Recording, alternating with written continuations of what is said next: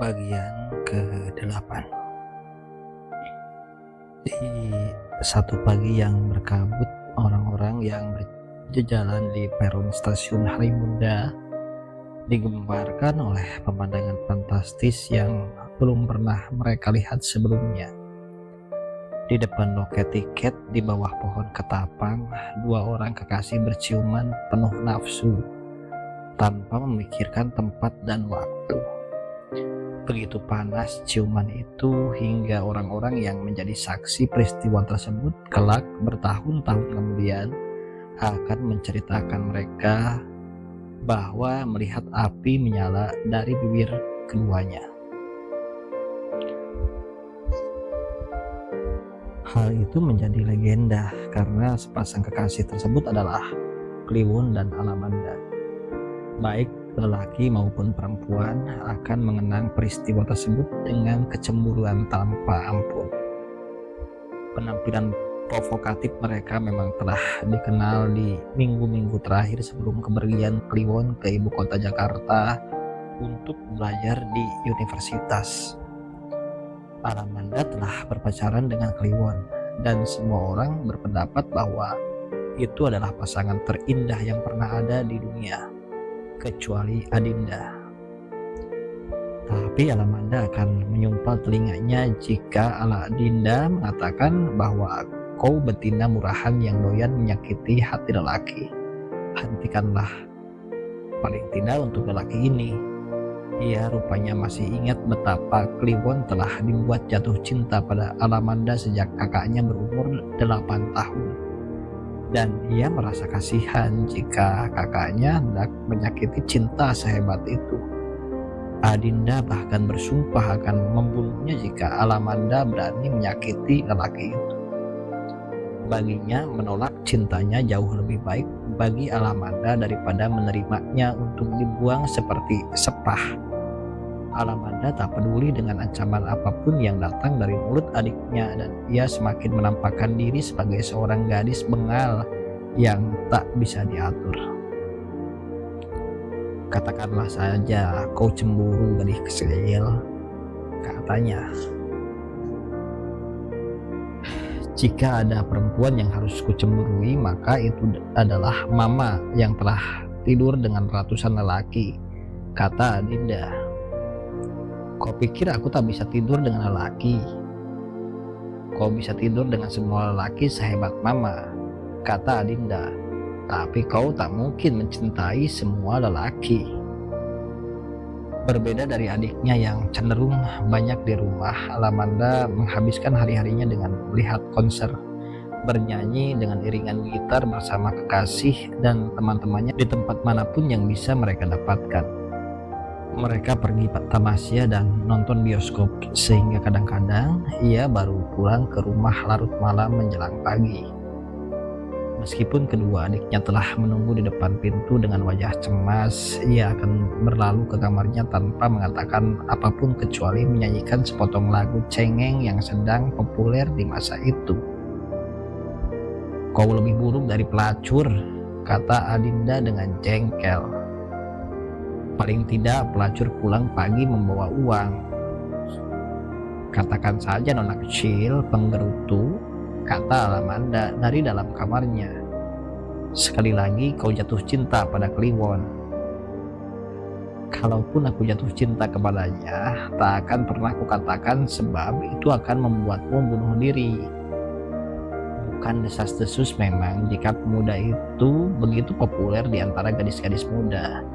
Tak hanya di sekitar rumahnya, tapi bahkan di seluruh Halimunda.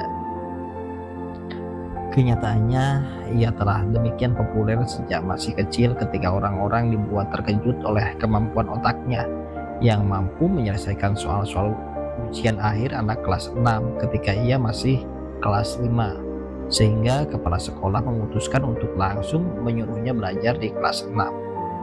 Di sekolah menengah ia telah menjuarai semua perlombaan matematika, dan karena ia juga bisa bermain gitar dan bernyanyi dan wajah tampannya cukup meyakinkan, ia mulai pergi ditemani gerombolan gadis-gadis yang jatuh cinta kepadanya. Itu masa-masa ketika ia bisa pergi dengan gadis manapun dan ia inginkan sebelum ia jatuh cinta pada Alamanda yang berumur 8 tahun, menggelandang dan berhubungan dengan seorang gadis gila bernama Isah Betina. Banyak orang mengatakan mereka pasangan yang hebat. Seorang pemuda yang cerdas dan tampan memperoleh seorang gadis cantik pewaris pelacur terpandang di kota itu. Kecuali Adinda yang menganggap bahwa itu tak lebih dari sebuah malapetaka. Alamanda telah berhubungan dengan banyak lelaki sebelum mencampakkan mereka satu persatu. Itu reputasi buruknya dan semua orang mengetahuinya, termasuk Adinda. Ia melakukan semua itu pada beberapa teman sekolahnya, sedikit memprovokasi dengan kecantikannya, senyum yang memikat, lirikan genit, langkah yang gemulai. Hal-hal seperti itu bisa membuat banyak teman laki-lakinya terserang insomnia mendadak, tak tahan dengan insomnia tanpa harapan penyembuhan. Beberapa anak laki-laki akan mencoba membulunya dan ia akan mulai berubah menjadi merpati jinak yang melompat-lompat setiap kali hendak ditangkap. Para pemburu tak akan menyerah hanya karena itu. Mereka menguburnya dengan rayuan penarik hati. Mereka membenamkan dalam janji-janji. Mereka melemparinya dengan hadiah-hadiah omong kosong, bunga, kartu ucapan, surat, puisi, dan nyanyian. Ia menerima semua itu dan membalasnya dengan senyum yang lebih memikat, dengan lirikan yang lebih genit, dengan tontonan pada langkahnya yang lebih gemulai, dengan bonus sedikit pujian bahwa kau laki-laki yang baik, pandai, tampan, dengan rambut yang menawan. Dan mereka akan merasa tersanjung melambung ke atas bintang-bintang. Mereka akan semakin percaya diri, merasa diri sebagai laki-laki paling tampan di dunia, sebagai laki-laki paling baik di alam semesta, dengan rambut paling indah, dan yakin dengan semua itu. Maka pada kesempatan pertama mereka akan berkata atau mengirimkan surat, memuntahkan keinginan prasejarah mereka yang terpendam bahwa Alamanda, aku mencintaimu. Itu adalah saat terbaik untuk mengempaskan mereka, memporak-porandakan hati mereka, menghancurkan seorang laki-laki. Satu kesempatan memperlihatkan superioritas perempuan, sehingga Alamanda akan berkata, laki-laki, aku tak mencintaimu. Aku menyukai laki-laki, kata Alamanda suatu ketika. Tapi aku lebih suka melihat mereka menangis karena cinta. Ia telah melakukan permainan tersebut berkali-kali, selalu memenangkan dari satu permainan ke permainan yang lain, meskipun akhirnya selalu sama, bahwa ia akan menjadi pemenang dan mereka akan menjadi pecundang. Ia akan tertawa lebar sementara kekasih baru menggantikan kekasih lama. Bayangkan, ia telah melakukan hal itu sejak berumur 13 tahun. 2 tahun yang lalu. Tak bisa disangkal, kenyataannya ia mewarisi kecantikan ibunya nyaris begitu sempurna, dengan mata yang tajam warisan orang Jepang yang menyetubuhi ibunya. Kesadaran bahwa ia menarik hati bagi lelaki sesungguhnya telah datang ketika Kliwon jatuh cinta kepadanya saat ia berumur 8 tahun itu. Tapi pada umur 13, 2 anak lelaki berkelahi hanya karena memperdebatkan warna celana dalamnya. Yang satu bersumpah bahwa ia melihat Alamanda mengenakan celana dalam warna merah, sementara yang lain berkeras bahwa gadis itu mengenakan celana dalam warna putih. Mereka berkelahi di belakang kelas, saling menghajar sampai babak belur, tanpa seorang pun berniat melerai. Sebaliknya, menjadikan itu tontonan gratis sebelum diketahui guru. Ketika perkelahian itu sampai di titik di mana kedua anak itu telah sama bengkak dan berdarah, Alamanda berinisiatif melerai mereka dan berkata pada keduanya, aku mengenakan celana dalam putih, merah karena sedang menstruasi. Sejak itu ia menyadari bahwa kecantikannya tak hanya merupakan pedang untuk melumpuhkan lelaki, namun juga senjata untuk mengendalikan mereka. Ibunya sempat dibuat khawatir dan mengingatkannya, "Kau tahu apa yang dilakukan lelaki pada perempuan di zaman perang?" tanyanya. "Tahu, sebagaimana sering Mama ceritakan," jawab Alamanda. "Kini Mama lihat apa yang dilakukan perempuan di masa damai."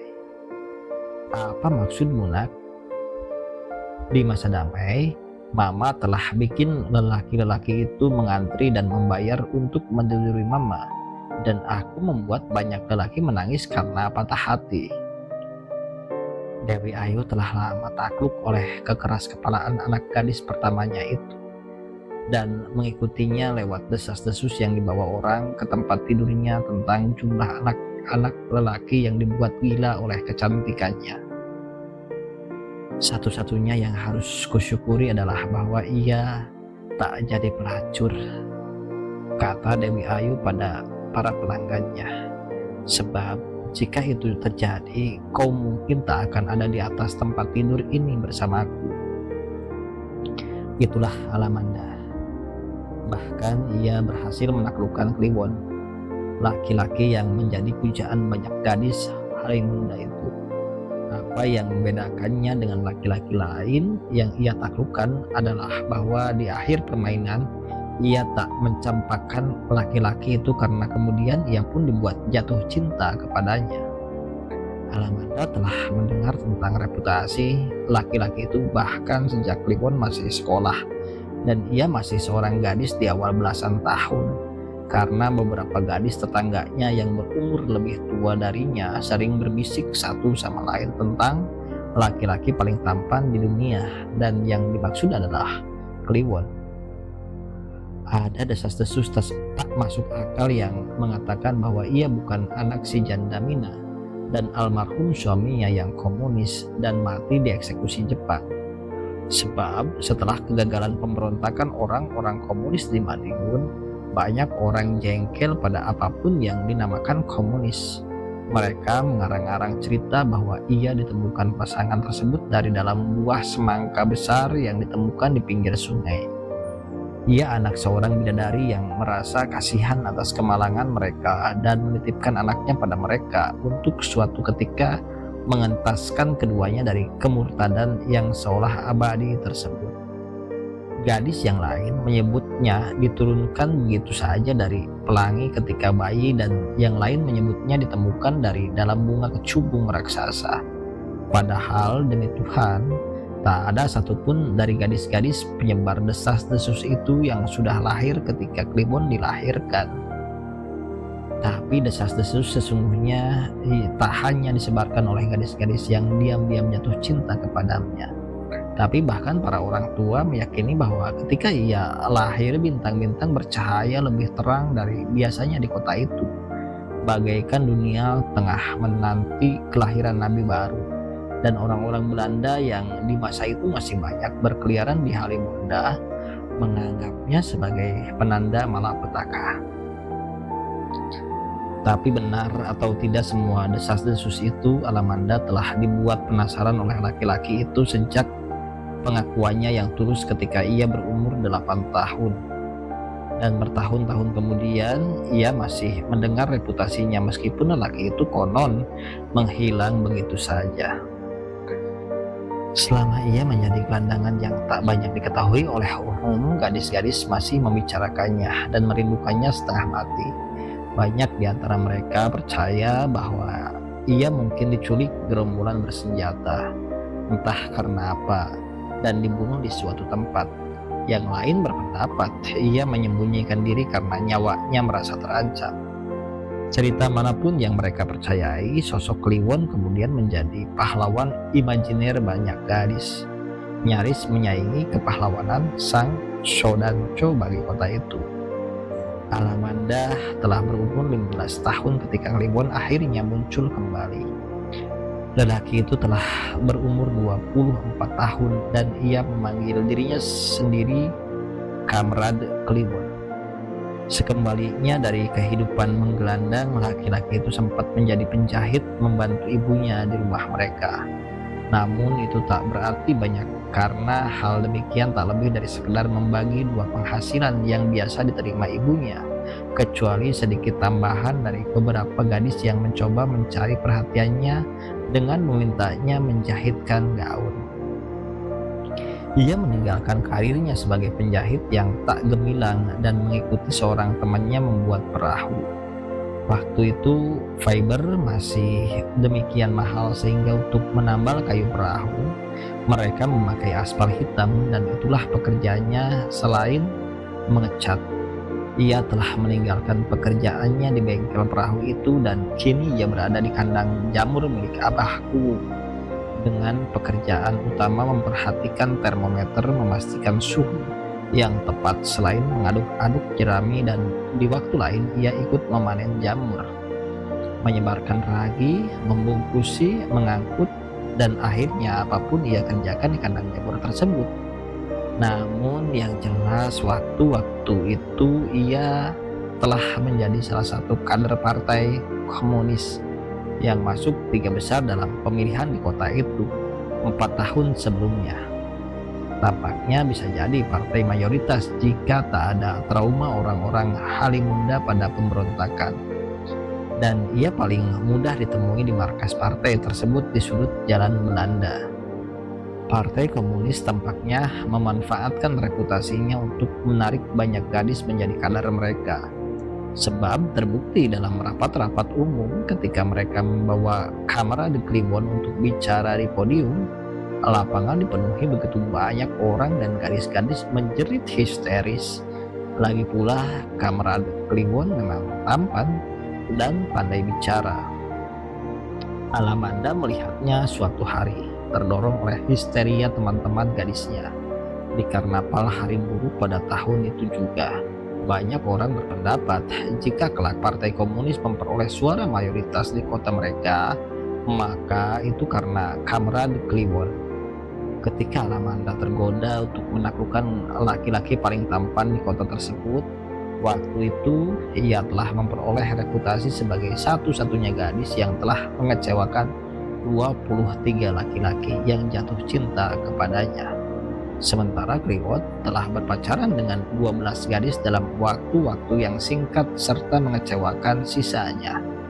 Itu adalah pertarungan para pendekar paling mengerikan, dan tak hanya para pekerja di kandang jamur yang menantikan akhir pertarungan itu, namun juga seluruh anggota partai komunis dan warga kota berdebar-debar menanti apa yang akan terjadi. Beberapa di antaranya bahkan memasang taruhan siapa yang akan mengecewakan siapa, dan para gadis serta para pemuda bersiap untuk dibuat patah hati sebelum waktunya. Alamanda merayu beberapa temannya untuk magang di kandang jamur milik abahku.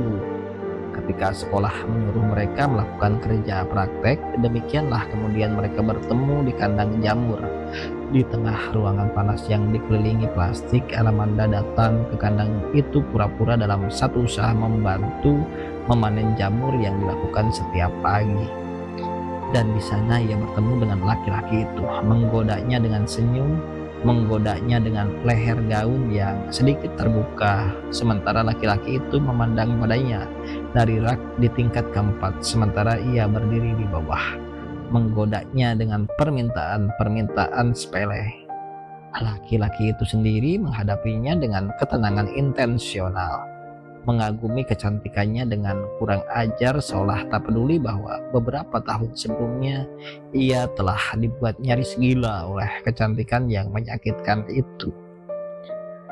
Mereka bertemu setiap hari pada minggu-minggu itu, mengaduk-aduk jerami bersama, memperdebatkan setinggi apa suhu seharusnya dipasang, memperdebatkan jamur sekecil apa yang tak boleh dipetik, dan sebanyak apa ragi harus ditaburkan di atas jerami.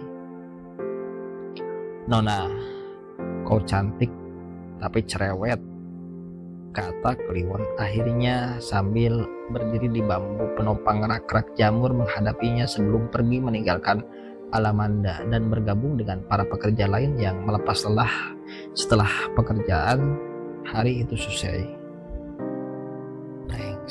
Pikir Alamanda. Seharusnya laki-laki itu tak pergi meninggalkannya begitu saja, tapi merayunya lebih gila, memburunya sebelum diempaskan sebagaimana biasa. Alamanda berdiri di pintu kandang, memandang laki-laki itu bersama teman-temannya bergerombol duduk di pojok ladang, membagi-bagikan rokok satu sama lain sebelum membakar dan sama-sama mengembuskan asapnya ke udara terbuka, membicarakan banyak hal dan menertawakan banyak hal. Itulah yang kemudian membuat keadaan menjadi tak terkendali baginya, dan untuk pertama kali ia sendiri yang terserang insomnia cinta. Setiap malam menantikan pagi hari datang untuk kembali ke kandang jamur dan bertemu dengan laki-laki itu sambil bertanya-tanya, apakah demam cinta masih melanda laki-laki itu atau tidak. Ketika ia mulai menyadari bahwa ia sungguh-sungguh dibuat jatuh cinta, ia merasa ngeri pada kesadaran bahwa ia telah dikalahkan dan mencoba membunuh rasa cinta itu dengan memikirkan cara-cara paling mengerikan untuk membuat laki-laki itu jatuh di kakinya. Dan tanpa peduli apakah ia mencintainya atau tidak, ia akan mencampakkannya begitu serupa dengan dendam pada kenyataan bahwa ia telah dibuat jatuh cinta pula kepadanya. Namun setiap kali mereka bertemu, laki-laki itu menerima begitu saja anugerah keberadaan gadis cantik di dalam kandang jamur bersama dirinya, tanpa upaya lebih jauh memburunya, mengabaikannya seolah sudah merupakan kesenangan luar biasa telah diterimanya sedemikian rupa. Yang terjadi adalah bahwa Alamanda semakin jatuh terperosok pada rasa cinta yang tak tertahankan. Terpesona oleh penemuannya atas laki-laki semacam itu yang memandangnya dengan penuh kekaguman, menelusuri lekuk tubuhnya dengan kemesuman, tapi tetap bergeming dari urusan jamur dan jerami. Alamanda mulai memimpikannya merayu dirinya, mengiriminya bunga dan surat cinta, ingin melihatnya melakukan kekonyolan sebagaimana dulu ketika ia berumur 8 tahun, dan ia akhirnya menyerah pada kenyataan bahwa ia memang jatuh cinta tanpa perlu menolak perasaan hatinya. Tapi bahkan laki-laki itu tetap tak mengubah sikap apapun meskipun Alamanda secara terang-terangan memperlihatkan diri bahwa ia menyukainya, merajuk pada laki-laki itu minta diantar kemanapun, bekerja dekat-dekat dengannya, sehingga akhirnya takut bahwa ia terperosok lebih jauh dalam kekalahan. Alamanda memutuskan untuk menyerah, mengakui kekalahannya secara tulus dan memastikan diri bahwa cintanya bertepuk sebelah tangan. Baiklah, katanya pada diri sendiri, aku tak akan mencoba menarik perhatianmu. Laki-laki paling tampan sedunia memang bukan makhluk yang mudah untuk ditaklukkan. Namun ketika ia sudah membuang keinginannya untuk memiliki laki-laki itu dengan sikap putus asa, Kliwon tiba-tiba memetik sekuntum bunga mawar yang memberikan itu untuknya. Alamanda menerjemahkannya dengan berbagai cara, dan bukannya lenyap, cintanya semakin membabi buta. Minggu pagi kita tamasya di pantai, kata laki-laki itu. Jika mau, ikut kutunggu di belakang kandang jamur. Ia bahkan tak menunggu jawabannya, pergi begitu saja menuju kelompok para pekerja untuk memperoleh sebatang rokok. Alamanda pulang meletakkan bunga mawar di dalam gelas di atas meja. Tetap di sana sampai berhari-hari, tak peduli bunga itu telah layu dan membusuk. Hari Minggu pagi itu ia sempat ragu apakah ia akan ikut tamasya bersama laki-laki itu atau tidak. Perang berkecamuk di dalam hatinya, di mana egonya sebagai seorang penakluk mengatakan bahwa ia harus sedikit jual mahal. Tapi hatinya yang lain yang telah dibakar api cinta menyuruhnya untuk ikut, karena jika tidak, hari itu akan dilaluinya tanpa melihat laki-laki itu. Tanpa berdaya kakinya melangkah menuju ladang tempat kandang jamur dan melihat laki-laki itu sedang memompa ban sepeda.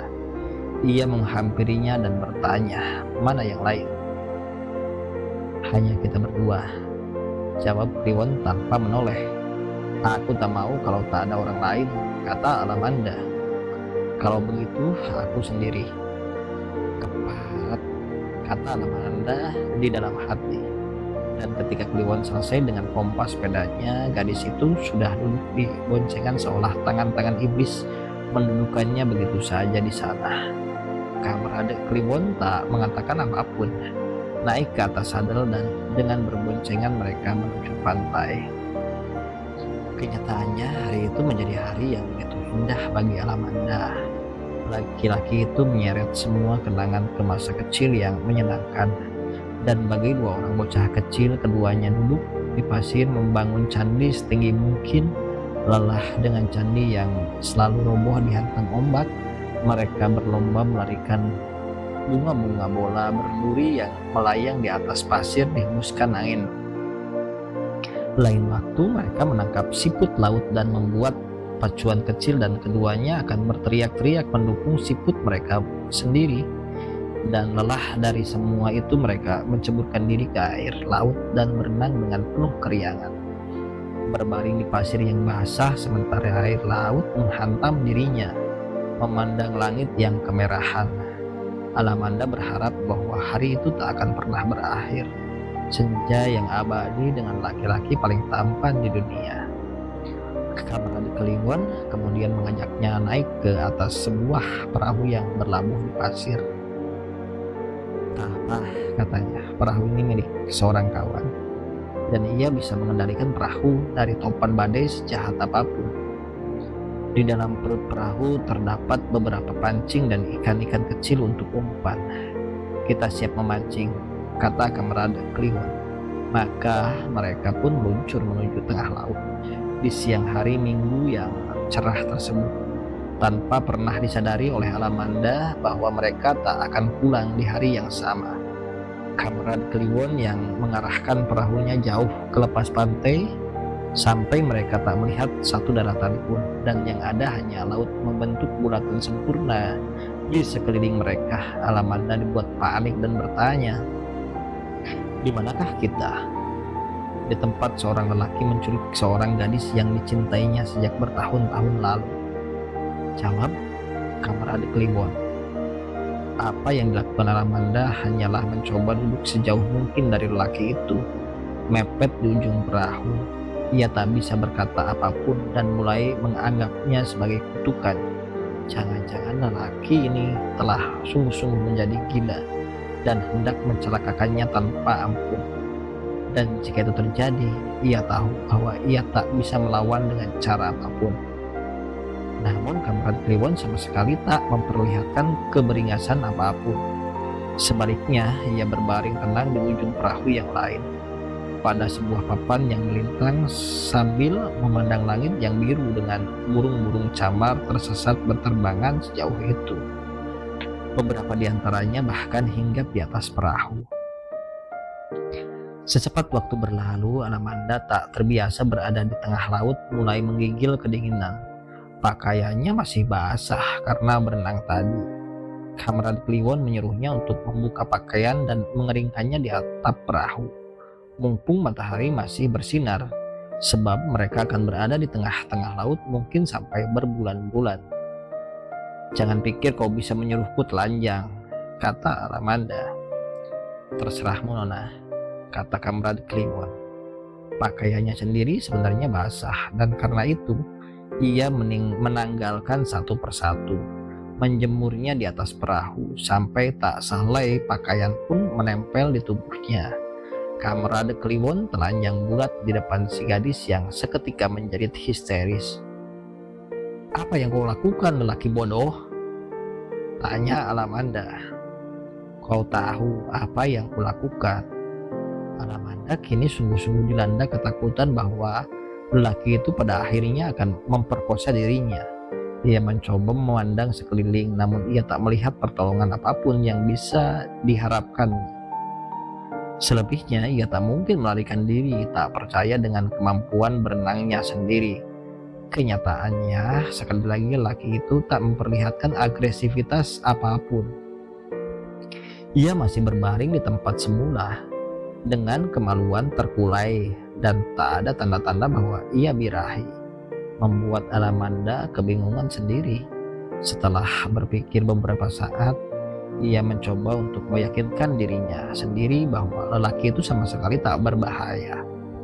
Ia harus menanggalkan pakaiannya dan menjemurnya di atap perahu. Sebagaimana lelaki itu, ia harus telanjang, dan jika karena itu lelaki tersebut birahi dan memperkosanya, terjadilah apa yang harus terjadi. Ia tak punya pilihan lain. Jika lelaki itu mau menyakitinya, ia bisa melakukannya kapanpun. "Aku tak akan menyakitimu," kata Kamrad Kliwon seolah mengerti apa yang dipikirkannya. "Aku hanya menculikmu." Gadis itu akhirnya menanggalkan seluruh pakaiannya, duduk membelakangi Kamrad Kliwon sambil mendekap lutut. Jauh di langit, malaikat dan Tuhan mungkin akan menertawakan mereka. Manusia-manusia bodoh, telanjang tapi tak melakukan apapun, hanya diam berjauhan. Bahkan birahi pun tidak. Kemaluan Kamrad Kliwon masih juga terkulai, meskipun gadis yang selama bertahun-tahun masih menghantui pikirannya telanjang bulat tak berdaya di depannya. Sementara Alamanda, meskipun di hari-hari terakhir ia mulai menyukai lelaki itu, malahan menggigil oleh ketakutan yang dibuatnya sendiri. Mereka masih melanjutkan perang dingin itu sampai senja ketika keduanya mulai merasa lapar. Kamrad Kliwon memancing dan menangkap beberapa ekor ikan layang yang karena tak ada api itu harus mereka makan mentah-mentah. Kamrad Kliwon yang tampaknya telah dibuat terbiasa selama pergaulannya dengan para nelayan tak kesulitan mengunyah ikan mentah. Tapi Alamanda menolaknya dan memilih kelaparan. Ketika malam datang, nyatalah bahwa ia tak akan sanggup menahan rasa lapar. Maka ia ikut mengunyah ikan mentah dan muntah-muntah karenanya. "Rasa ikan hanya selebar mulutmu," kata Kamrad Kliwon. "Setelah masuk perut semuanya sama. Kau hanya akan bersamaku selama kau menculikku," jawab Alamanda ketus. "Setelah pulang, kau akan kembali menjadi lelaki yang menyedihkan itu." "Mungkin kita tak akan pulang. Itu lebih menyedihkan." Dan Alamanda melanjutkan memancing. "Sebab kau bahkan tak berani memperkosaku di tempat sesepi ini, tanpa seorang pun menjadi saksi, sementara aku telanjang di depanmu. Aku tak akan memerkosa siapapun," kata Kamrad Kliwon sambil tertawa dan memakan ikan mentahnya lagi. Tak tahan dengan provokasi semacam itu, Alamanda akhirnya memberanikan diri mengambil ekor ikan dan mencobanya lagi.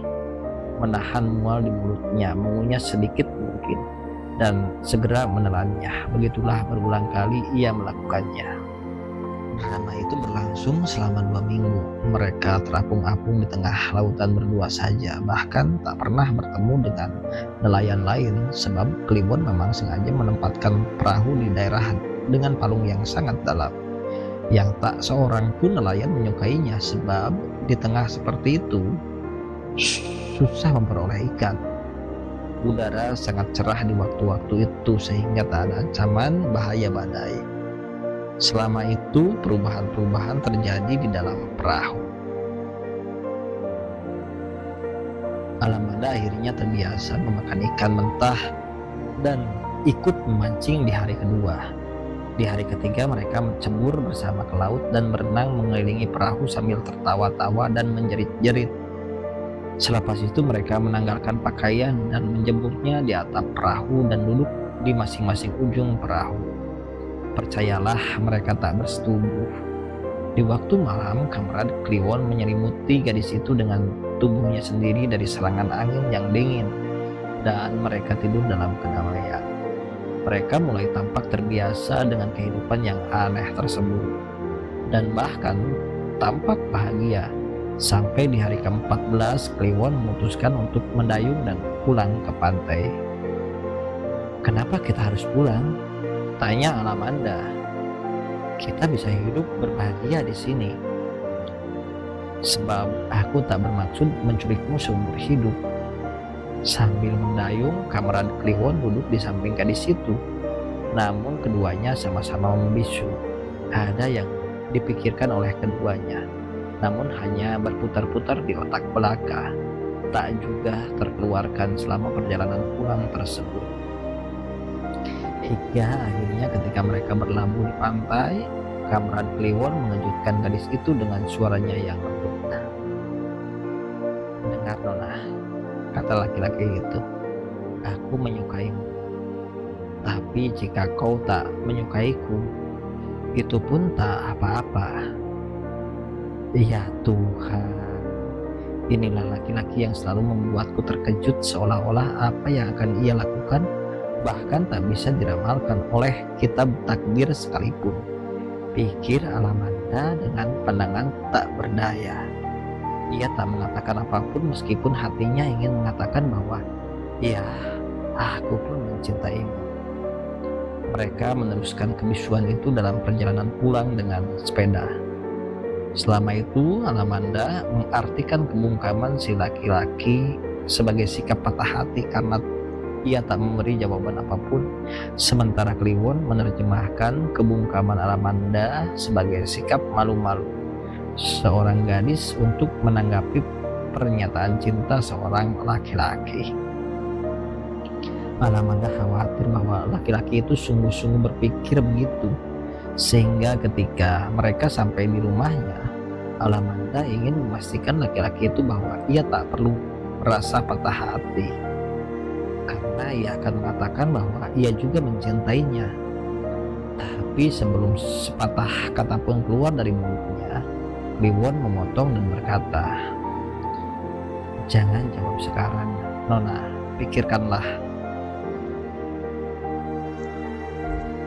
Mereka melewatkan minggu itu dengan hari-hari menyenangkan, bekerja di kandang jamur tanpa perdebatan apapun kecuali membicarakan hal-hal yang menyenangkan untuk mereka berdua. Kemanapun Kliwon pergi, Alamanda mengikutinya, dan demikian pula sebaliknya, sehingga orang-orang melihatnya mulai percaya bahwa mereka telah menjadi sepasang kekasih. Berita tentang hubungan mereka tak hanya dibicarakan di kandang jamur, tapi melompat ke bagian-bagian ladang yang lain, didengar para petani penggarap sawah dan dibicarakan juga oleh para pemetik jagung. Dan lebih dari itu, hal ini mulai merembet menembus dinding-dinding kota. Tak tahan dengan desas-desus itu, sementara hubungan mereka belum sepenuhnya diakui oleh mereka sendiri. Suatu hari Alamanda akhirnya berkata pada Kamerad Kliwon, "Tahukah kau bahwa aku mencintaimu?" Dan pada saat itu Kliwon menjawab penuh kepastian, "Semua orang juga tahu." Hal itu cukup untuk menghentikan reputasi mereka. Kamerad Kliwon bukan lagi pemburu gadis-gadis dan Alamanda bukan lagi penakluk lelaki. Mereka menjalin hubungan asmara selama kurang lebih setahun, sampai kemudian Kamerad Kliwon memperoleh beasiswa dari partai untuk sekolah kembali di universitas. Untuk itu ia harus pergi ke Jakarta. Perpisahan tersebut begitu menyakitkan sehingga Alamanda akhirnya memohon pada Kamerad Kliwon, "Perkosalah aku sebelum kau pergi." "Tidak," kata Kamerad Kliwon. "Kenapa? Kau meniduri hampir semua gadis Halimunda, tapi kau tak mau memerkosaku, kekasihmu sendiri." "Sebab kau berbeda." "Itu benar." Kamerad Kliwon tak akan takluk oleh apapun dan bersikeras tak akan menyentuh kemaluan gadis itu sampai kita kawin, katanya. Seperti pemuda-pemuda alim, selama seminggu sebelum kepergiannya, mereka tampil hampir di semua tempat, seolah tak ingin terpisahkan. Siang malam mereka terlihat berdua-dua saja. Kemudian hari itu datang. Alamanda mengantarkannya ke stasiun kereta api ketika masinis telah bersiap dan peluit ditiup. Alamanda yang dibuat tak tahan mencium pemuda itu. Mereka bahkan belum pernah berciuman. Dan kini mereka saling berciuman begitu membara di bawah pohon katapang. Benar kata orang bahwa api keluar dari bibir keduanya. Itu adalah ciuman perpisahan. Perpisahan yang kelak terbukti sangat menyakitkan. Kereta mulai bergerak. Mereka saling melepaskan bibir mereka dengan enggan. Sementara pengunjung stasiun masih berdiri mematung memandang keduanya. 5 tahun yang akan datang, kata Kamerad Kliwon, kita akan berjumpa di bawah pohon ketapang ini. Lalu ia berlari dan naik ke kereta yang mulai bergerak cepat diiringi lambaian tangan Alamanda yang bahkan dibuat menangis melihat kepergiannya dan masih berdiri di tempatnya sampai ekor kereta menghilang. Kini permainan kesekian dengan calon korban orang paling terkenal di Halimunda, penguasa rayon militer yang pernah memimpin pemberontakan paling celaka melawan Jepang, Sang Shodancho. Ibarat seorang nelayan tua yang menangkap ikan marlin besar di hari yang tenang. Perasaan gadis itu demikian haru biru membayangkan bahwa ia akan memperoleh mangsa yang demikian besar, mungkin yang terbesar sepanjang hidupnya. Dan ia akan selalu mengenang saat-saat menaklukkannya, tahap demi tahap, bahkan sejak serangan pertama di tempat adu babi. Ia telah tahu bahwa laki-laki itu mulai terjerat kecantikannya sejak malam pertunjukan tersebut. Maka sesudah itu apa yang perlu ia lakukan hanyalah menarik jerat untuk mengikat semakin kencang. Setahun telah berlalu sejak Alamanda tak lagi menjadi seorang gadis penakluk yang menggoda banyak laki-laki untuk menghancurkannya. Dan demikian pula Kliwon bukan lagi seorang mata keranjang. Mereka saling mencintai satu sama lain dan dari hari ke hari cinta itu semakin dalam, tertanam sehingga mereka bertekad untuk tak mengkhianati satu sama lain. Tapi kini Kliwon pergi ke ibu kota untuk masuk universitas dan Alamanda mulai merasa bosan dengan kesepiannya. Ia sama sekali tak berniat mengkhianati kekasihnya, karena bagaimanapun ia masih mencintainya setinggi gunung-gunung dan sedalam samudera. Ia hanya sedikit ingin bermain-main sebagaimana dulu ketika ia biasa bermain-main, menggoda laki-laki tanpa perlu harus mencintai mereka. Tapi apa yang tak pernah disadarinya adalah bahwa sekarang ia menghadapi laki-laki yang sama sekali lain. Seorang laki-laki yang pernah menjadi buronan tentara Jepang selama berbulan-bulan setelah satu pemberontakan di masa perang. Laki-laki yang pernah memimpin 5.000 pasukan pada perang lawan Belanda di masa agresi militer dan terlatih di medan perang. Laki-laki yang pernah menjadi panglima besar selama waktu yang singkat dan memperoleh tanda-tanda kehormatan jauh lebih banyak daripada yang diperoleh prajurit manapun. Serta ia adalah satu-satunya laki-laki yang dipercaya untuk memimpin sebuah kota tempat penyelundupan besar-besaran dilakukan secara diam-diam. Cepat atau lambat, Alamanda mungkin tahu tentang laki-laki itu. Tapi sampai waktu ketika ia merasa menyesal, ia tetap tak menyadari bahwa Sang Shodancho bukanlah bangsa yang terlalu mudah untuk dipermainkan. Sebagaimana diduga Alamanda, beberapa hari setelah pertemuan di pertunjukan orkes Melayu itu, Sang Shodancho muncul di rumah. Ia datang dengan mengendikan jeep seorang diri. Ditemui ibunya yang membuat lelaki itu seperti anak ingusan menghadapi kencan pertama. Mereka terlibat dalam pembicaraan seputar kota, tapi Alamanda tahu dengan pasti bahwa ia datang bukan semata-mata itu, karena ia datang dengan seikat bunga yang diberikannya kepada Alamanda. Dibawa Alamanda ke dalam kamar sebelum dilemparkan melalui jendela ke tempat sampah di halaman, lalu bergabung kembali dengan ibunya serta Sang Shodancho dengan senyum mempesona, menebar godaan. Pembicaraan tak berujung pangkal tersebut memakan waktu berhari-hari.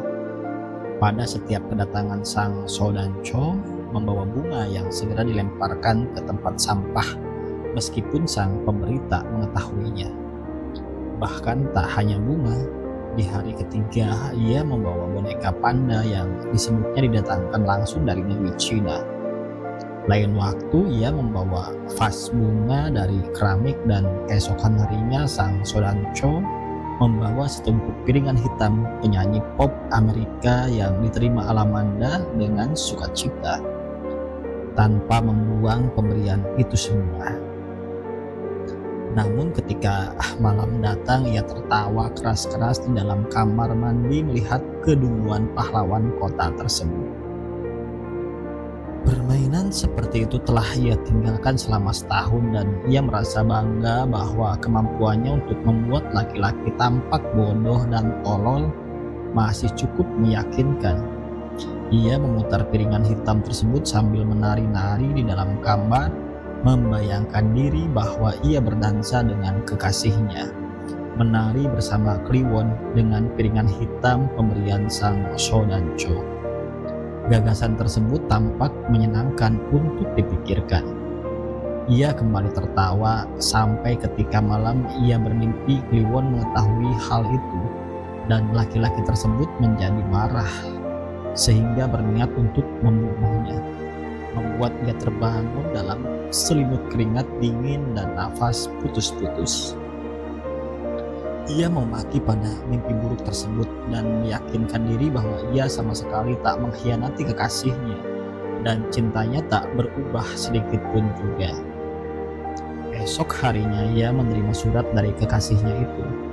Alamanda sedikit gugup menerima surat tersebut dan berpikir apakah ada hubungannya antara mimpi buruk itu dengan surat di tangannya. Ia masuk ke kamar dan berbaring masih belum berani membuka sampul surat, khawatir dengan mimpi buruk yang menjadi kenyataan. Tapi apapun yang terjadi, ia harus membuka surat tersebut dan mengetahui isinya. Akhirnya ia membukanya juga. Apa yang ia khawatirkan sama sekali tak beralasan. Tak ada hukuman dan tak ada kecurigaan sedikit pun.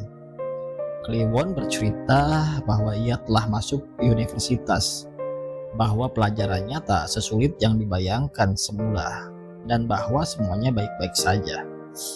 Alamanda percaya bahwa laki-laki itu tak akan kesulitan dengan apapun. Ia bangga memiliki kekasih yang pandai. Ketika Kliwon bercerita bahwa ia menjadi tukang foto keliling serta kerja sambilan di sebuah binatu, air mata keharuan meleleh di pipinya sambil berbisik bahwa masa depan akan menjadi lebih baik bagi mereka. Ia mencium kertas surat itu sambil menangis sebelum jatuh tertidur dengan surat masih menutupi wajahnya.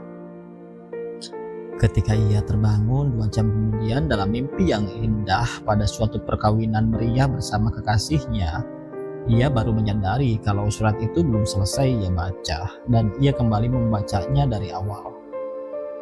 Di antara surat itu ada selembar foto sang kekasih. Diceritakan di dalam surat bahwa foto itu diambil sendiri oleh kekasihnya. Jadi jika gambar tersebut tampak miring atau jika wajahnya menjadi tampak menggelikan, maka mohon dimaafkan belaka.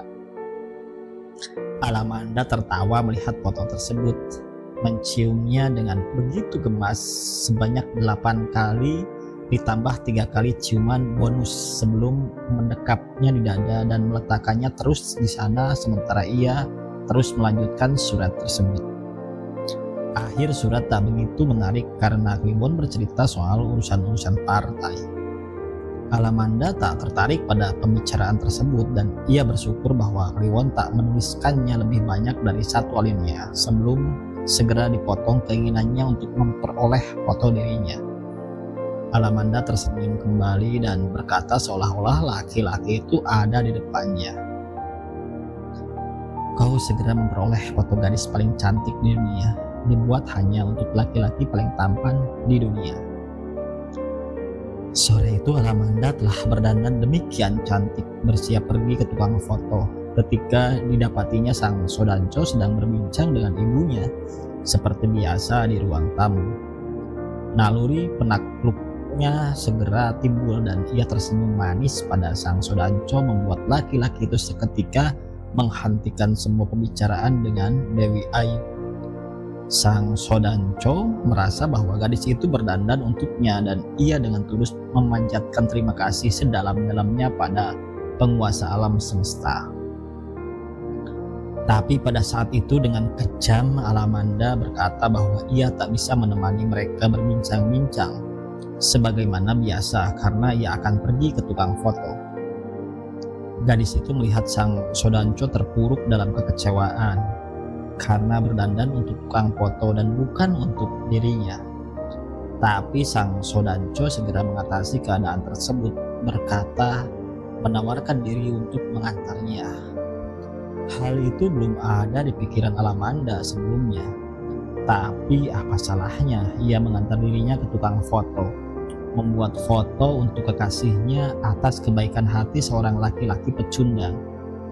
Alamanda kembali tersenyum dan melirik ke arah ibunya yang khawatir dengan gelagat buruk si anak gadis. Maka sang Sodanco pun pergi mengantar Alamanda ke toko foto yang telah ada sejak masa kolonial. Dulu milik orang Jepang mata-mata itu, tapi sekarang milik sebuah keluarga Cina. Sang Sodanco duduk di ruang tunggu di hadapan etalase sambil berkata pada istri si tukang foto untuk mencetak foto-foto tersebut masing-masing dua tanpa gadis yang bersamanya tahu. Istri si pemilik toko mengerti dengan benar maksudnya dan mengangguk penuh pengertian. Sementara itu Alamanda masuk ke ruangan studio dengan si laki-laki Cina. Berdiri anggun di depan layar bergambar danau dengan burung-burung bangau berenang di atasnya dan gunung biru ada di latar belakangnya. Ia difoto sambil berdiri, keadaan duduk pada sebuah batu yang ada di sana. Dan lain waktu layar latar belakang diganti dengan sebuah sungai dengan sebuah jembatan gantung dan pohon-pohon. Dan lain waktu latar belakangnya adalah musim salju yang aneh di negeri Cina.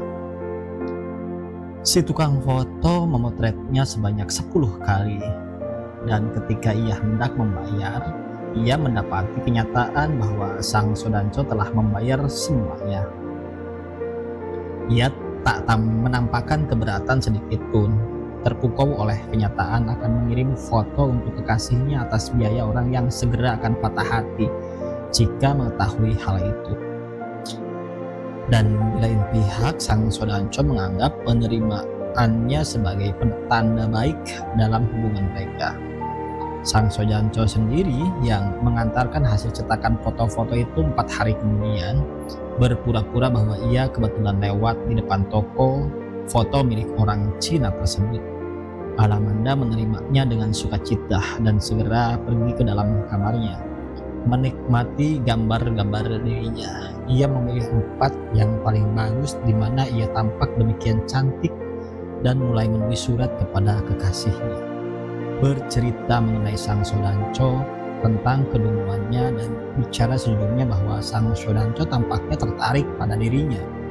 Ia meyakinkan kekasihnya bahwa ia sama sekali tak tertarik kepada sang Sodanco. Ia masih seperti sebelum ini bahwa cintanya hanya untuk kekasihnya seorang dan tak punya keinginan sedikit pun untuk berkhianat. Jika ia membicarakan laki-laki itu di dalam suratnya, bukan untuk membuat kekasihnya cemburu, tapi untuk memperlihatkan bahwa tak ada satupun yang ia sembunyikan dari kekasihnya. Alamanda tahu mungkin Kliwon akan cemburu karena itu, tapi ia percaya Kliwon juga orang yang mempercayai dirinya. Jadi tak apa-apa untuk menceritakan sang Sodanco di dalam surat. Ia menaburkan bedak sedikit ke permukaan surat agar sang kekasih bisa menghirup bau harum sebagaimana biasa ia cium dari tubuhnya. Dan ia pun memoles bibirnya dengan lipstik tipis, menempelkannya di ujung surat di samping tanda tangannya, sebagai tanda cium kerinduan dari jauh. Surat dan foto ia masukkan ke dalam amplop dan ia tersenyum membayangkan laki-laki itu akan menerimanya dalam beberapa hari. Sementara itu, Sang Sudanco yang telah pulang ke rumahnya di samping rayon militer berbaring dalam lamunan dengan foto-foto Alamanda di tangannya. Dipandangnya ganti berganti dengan tatapan yang lekat menembus batas-batas permukaan kertas. Satu persatu foto-foto itu ia letakkan tertelungkup di dadanya yang telanjang, sementara kedua tangannya terlipat menjadi pengganjal kepala. Ia melamunkan gadis itu, kecantikannya, tubuhnya, dan ia terperosok ke dalam birahi yang meledak-ledak dalam ketidaksabaran sehingga tangannya bergerak kembali meraih foto-foto tersebut.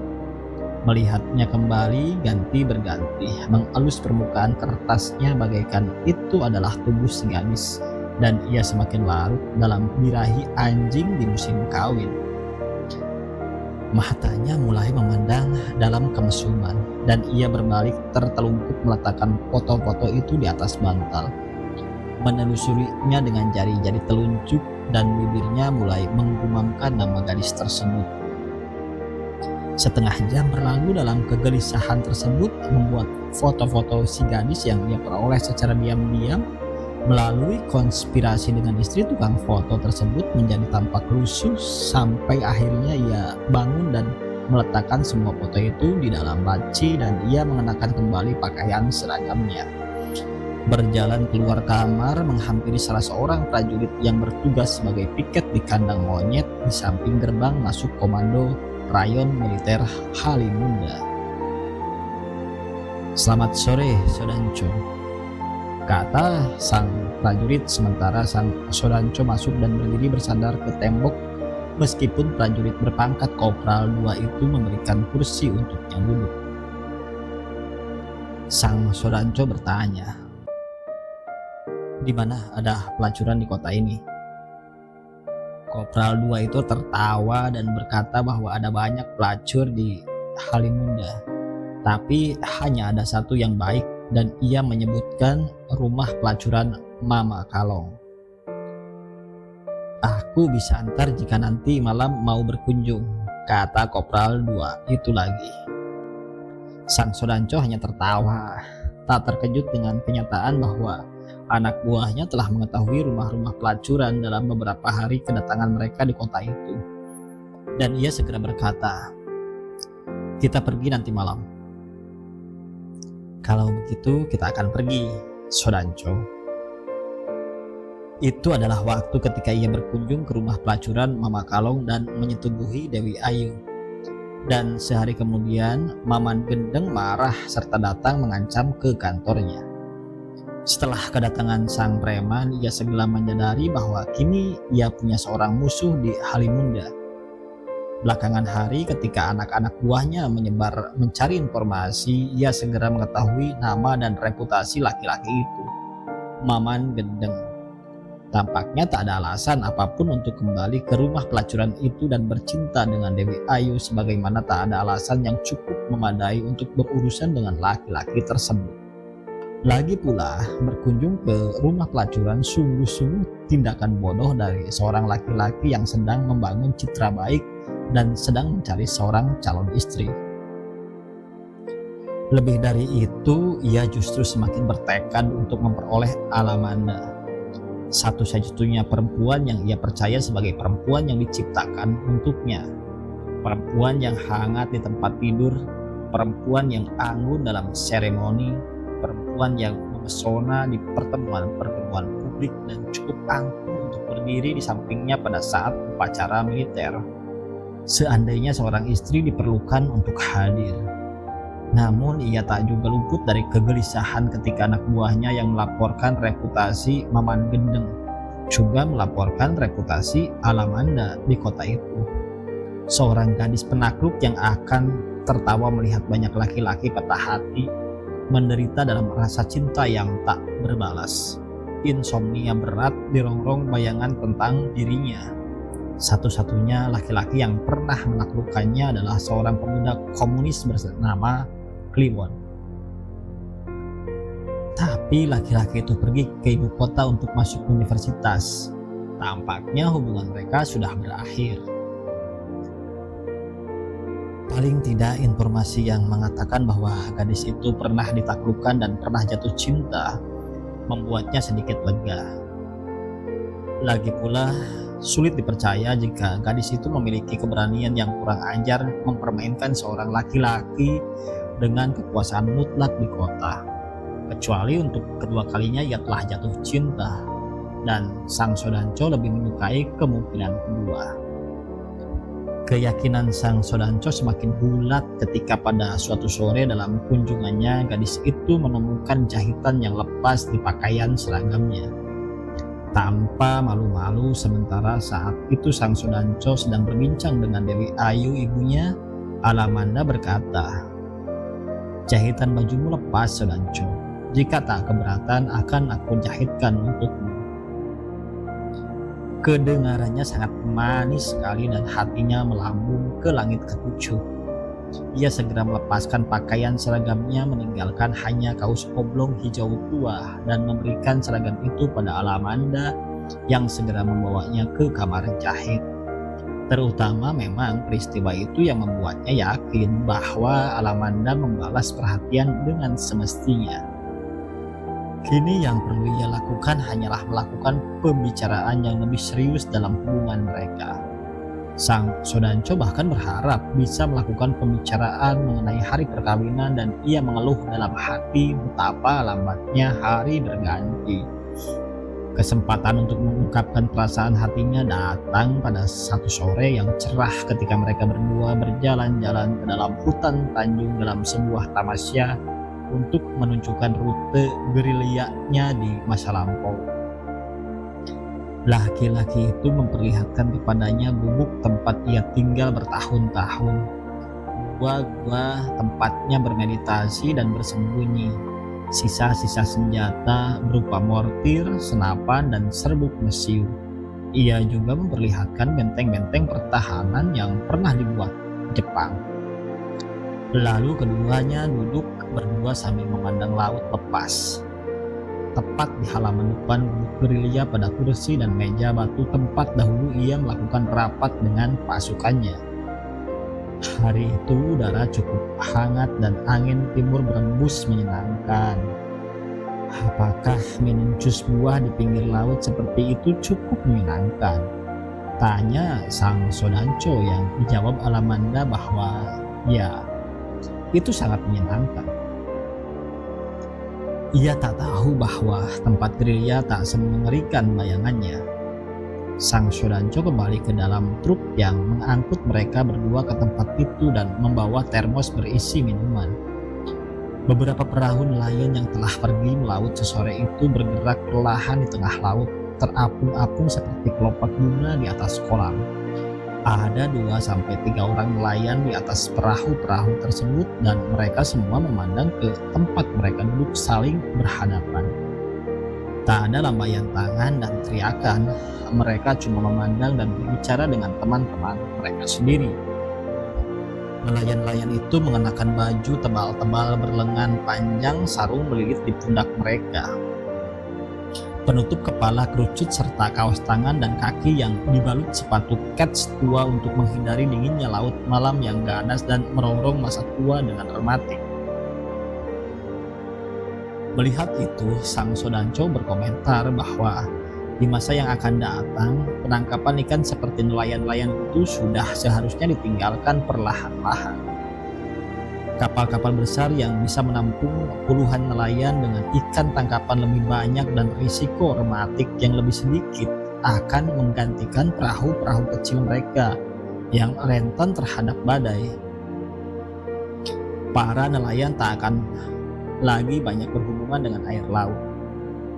Alamanda hanya membalas bahwa nelayan-nelayan itu sungguh terlampau bersahabat dengan laut untuk takut pada badai dan rematik. Dan mungkin mereka tak berniat menangkap ikan terlalu banyak dari yang mereka butuhkan setiap hari. Ia pernah mendengar soal itu dari Klimon.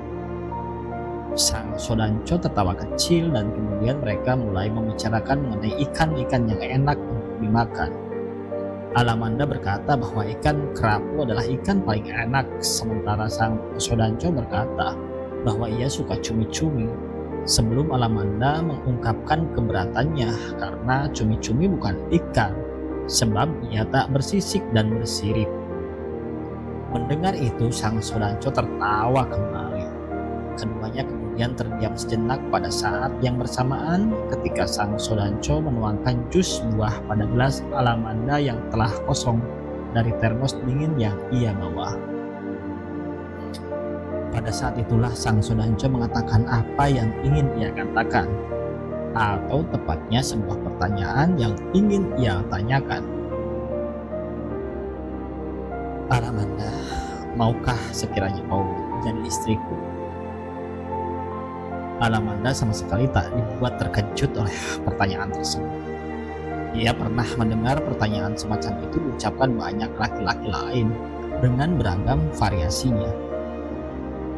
Dan hal itu dari waktu ke waktu semakin tak membuatnya terkejut. Bahkan ia bisa menduga kapan seorang laki-laki akhirnya akan mengatakan hal itu. Sejauh yang ia pernah alami, selalu ada tanda-tanda mengiringi seorang laki-laki akan mengatakan cinta kepada seorang perempuan. Meskipun tanda-tanda itu selalu berbeda dari satu laki-laki ke laki-laki yang lain. Ia menganggap seorang perempuan bisa merasakan hal seperti itu.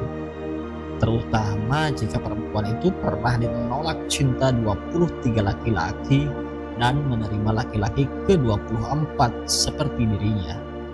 Kini Alamanda tengah berpikir bagaimana membuat laki-laki ke-25 terperosok dalam demam cinta yang tak terbalas. Ia berdiri dan melangkah ke arah tepi tebing melihat dua orang nelayan tengah mendayung perahu mereka perlahan lalu berkata tanpa menoleh pada Sang Sodanco. Seorang laki-laki dan seorang perempuan harus saling mencintai untuk menikah, Sodanco.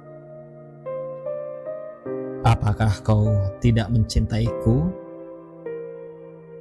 Aku sudah punya kekasih. Jadi kenapa kau harus berdandan begitu anggun di setiap pertemuan kita kalau bukan untuk menarik hatiku? Tanya Sang Sodanco di dalam hati dengan sedikit geram. Dan kenapa kau mau aku antar ke tukang foto dan membiarkan aku melihat gambar tubuhmu di atas kertas? Dan kenapa pula kau menjahitkan pakaianku yang lepas jahitan kecuali kau ingin menunjukkan perhatianmu? Sang Sodanco memikirkan itu semua seolah tengah menyeret waktu-waktu belakang ke dalam benaknya. Dibuat semakin berang oleh kesadaran bahwa gadis itu tengah mempermainkannya secara sungguh-sungguh. Ia mengutuki dirinya sendiri atas ketidakhati-hatiannya menghadapi gadis tersebut. Mengabaikan fakta bahwa gadis ini adalah orang yang sama yang pernah menarik hati banyak laki-laki sebelum mencampakkannya bagai sampah tak berguna, sebagaimana ia pernah dengar sebelum ini.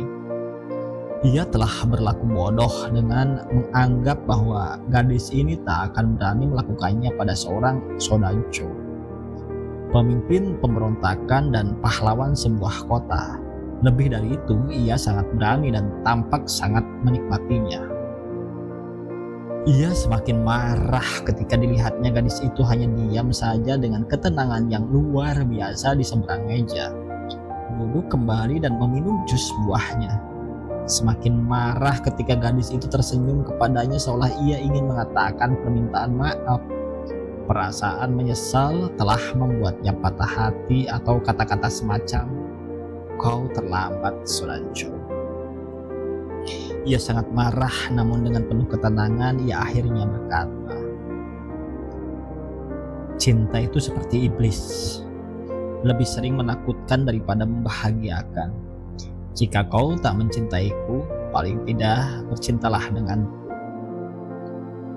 Betapa menyedihkannya seorang laki-laki, pikir Alamanda. Ia memandang wajah Sang Sodanco. Tapi sejenak ia heran kenapa wajah itu tiba-tiba bergoyang-goyang ke sana kemari. Dan belakangan wajah tersebut menjadi dua bagian yang timbul tenggelam. Ia ingin bertanya kepada Sang Sodanco apa yang terjadi dengan wajahnya. Tapi kenapa juga mulutnya terasa tak berdaya untuk bergerak. Sekonyong-konyong ia merasa tubuhnya sendiri goyah dan berpikir jangan-jangan tubuhnya pun akan terbelah menjadi dua bagian sebagaimana wajah sang Sonancho. Itulah memang yang terjadi ketika ia melihat tangannya yang masih menggenggam jus buah sisa separuh itu. Kini tangannya pun mulai menjadi 2, 3, bahkan 4.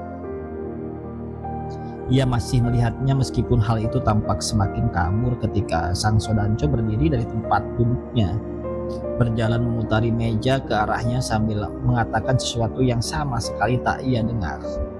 Tapi ia cukup bisa merasakannya ketika sang Sonancho berdiri di sampingnya dan mengelus pipinya dengan begitu lembut, menyentuh dagu dan ujung hidungnya.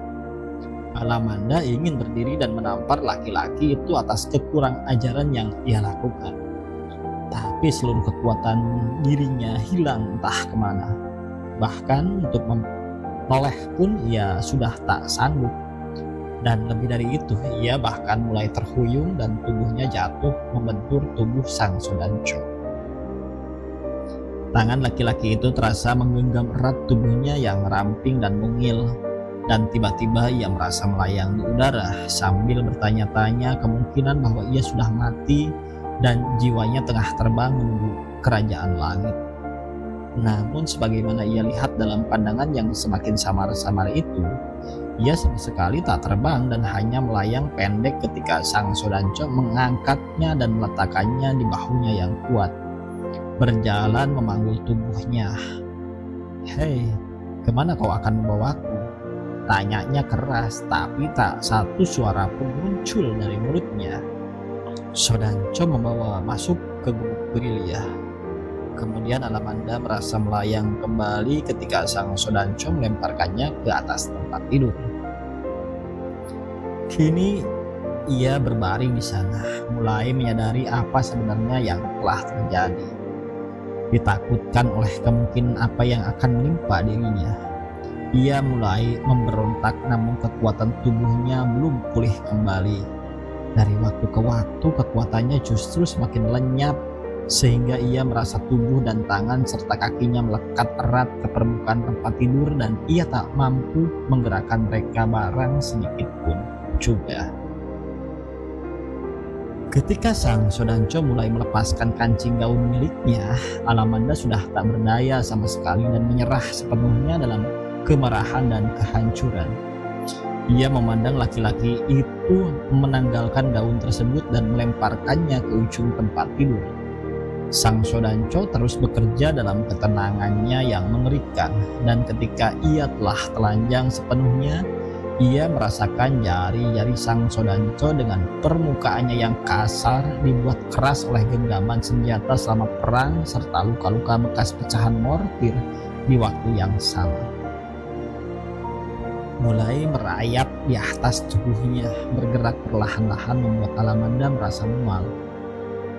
Sang Sonancho mengatakan sesuatu yang tak terdengar juga olehnya. Dan kini tak hanya ujung-ujung jarinya yang bergerak, tapi seluruh permukaan tangannya mulai mencengkram tubuhnya, seolah ingin membuatnya terhancur. Sang Sonancho meremas dadanya dengan liar membuat Alamanda ingin melolong. Menjelajahi seluruh tubuhnya, menyelusup di antara kedua pahanya. Dan kini ia pun mulai menciumi Alamanda dengan bibirnya, meninggalkan jejak ludah nyaris di seluruh tubuh gadis tersebut. Ini membuat Alamanda tak hanya ingin melolong, ia bahkan ingin mencekik lehernya sendiri agar mati sebelum laki-laki di depannya berbuat lebih jauh dari itu. Ia tak ingin berapa lama ia dalam keadaan seperti itu. Mungkin setengah jam, mungkin 1 jam, sehari, 7 tahun, atau 8 abad. Yang ia tahu adalah bahwa kemudian sang Sonancho mulai menanggalkan pakaiannya sendiri, berdiri telanjang dengan angkuh di samping tempat tidur. Sejenak laki-laki itu masih meremas dadanya sebelum menjatuhkan tubuh di atas tubuh si gadis, menciumi bibirnya dalam gigitan-gigitan kecil, dan tanpa membuang waktu yang banyak ia mulai menyetubuhinya. Alamanda masih melihat wajahnya yang berupa seberkas warna putih di jarak yang demikian dekat dengan matanya. Merasakan kemaluannya dibuat porak-poranda oleh kebiadaban tersebut. Ia mulai menangis meskipun ia tak tahu apakah tubuhnya masih mampu mengeluarkan air mata atau tidak. Hal itu berlangsung terasa demikian lama dan tanpa akhir, seolah ia memperoleh 8 abad yang lain. Menyaksikan dirinya diperlakukan begitu kotor karena bahkan ia tak lagi berdaya untuk menutup matanya sendiri. Sampai kemudian ia tak sadarkan diri, atau seperti itulah pikirnya karena ia tak merasakan apa-apa, atau karena ia tak ingin merasakan apapun lagi. Akhirnya sang Sodancho melepaskan dirinya sambil berguling ke samping tubuhnya yang bahkan sejak semula masih dalam posisi yang sama, telentang, telanjang dengan tubuh bagai lengket ke atas permukaan tempat tidur. Sang Sodancho berbaring sejajar dengannya dengan nafas satu-satu yang demikian perlahan, membuat Alamanda berpikir bahwa laki-laki itu telah jatuh tertidur setelah lelah memperkosa dirinya. Ia bersumpah jika seluruh kekuatannya pulih di saat itu, ia tak segan-segan mengambil pisau, menusuk laki-laki yang tertidur itu untuk membunuhnya, atau meledakkan mortir di dalam mulutnya, atau melemparkannya ke tengah laut dengan meriam. Namun ternyata dugaan bahwa laki-laki itu sudah jatuh tertidur sama sekali keliru, karena kemudian sang Sodancho bangun dan berkata, kali ini ia mulai bisa mendengarnya. Jika kau ingin menaklukkan laki-laki dan mencapakannya bagai sampah hina, kau salah bertemu denganku, Alamanda. Aku memenangkan semua perang, termasuk perang melawanmu. Ia bisa mendengar kata-kata bagai duri yang menusuk itu, dan dikatakan dengan nada sinis dan mengejek. Ia tak bisa berkata apapun untuk membalas kata-katanya, kecuali melihat sang Sodancho dengan pandangan yang masih kabur berdiri dan turun dari tempat tidur, mengambil pakaiannya kembali dan mengenakannya. Setelah itu sang Sodancho juga mengambil pakaian gadis itu dan mengenakannya satu persatu pada tubuh Alamanda sambil berkata bahwa sudah saatnya mereka keluar dari hutan dan pulang ke rumah. Kini Alamanda telah berpakaian lengkap kembali seolah tak terjadi apapun sebelum itu. Tapi ia sama sekali belum pulih sebagaimana semula. Masih terbius oleh racun entah apa. Ia hanya teringat bahwa itu terjadi setelah meminum jus buah. Ia kembali merasa melayang ketika sang Sodancho mengangkatnya dari tempat tidur. Kali ini tak memanggulnya di atas bahu, tapi memangkunya dengan kedua tangannya yang kuat itu, yang di masa lampau mungkin pernah membopong meriam tangan atau melarikan seorang anak buah yang terluka dalam pertempuran melawan beranda. Kini Alamanda berbaring di tangannya sementara sang Sodancho berjalan meninggalkan gubuk gerilya menuju truk. Ia didudukan di samping sang Sodancho, sementara lelaki itu mengemudikan truk melalui jalan tanah melintasi hutan yang gelap dan rapat. Ia langsung membawa gadis itu pulang ke rumahnya. Alamanda mengenang perjalanan itu hanya sebagai deretan cahaya yang redup. Ketika mereka sampai di rumah, sang Sodancho keluar dari truk, membopong tubuh Alamanda disambut oleh Dewi Ayu yang membantu sang Sodancho membawa gadis itu ke kamarnya. Ia dibaringkan di atas tempat tidur sementara Dewi Ayu bertanya apa yang terjadi. Sang Sodancho menjawab dengan tenang seolah itu bukan sesuatu yang perlu dikhawatirkan. Ia cuma mabuk perjalanan. Sebab kau mengguncang tubuhnya tanpa izin, Sodancho, jawab Dewi Ayu, yang perjalanan hidupnya telah membuat ia mengetahui lebih banyak hal tanpa seorang pun mengatakan yang sebenarnya. Jangan pikir kau beruntung karena memenangkan perang. Alamanda ditinggalkan sendiri di dalam kamar untuk pertama kalinya merasakan bahwa air mata mulai membasahi pipinya. dan semuanya terasa semakin gelap sebelum ia sungguh-sungguh tak sadarkan diri.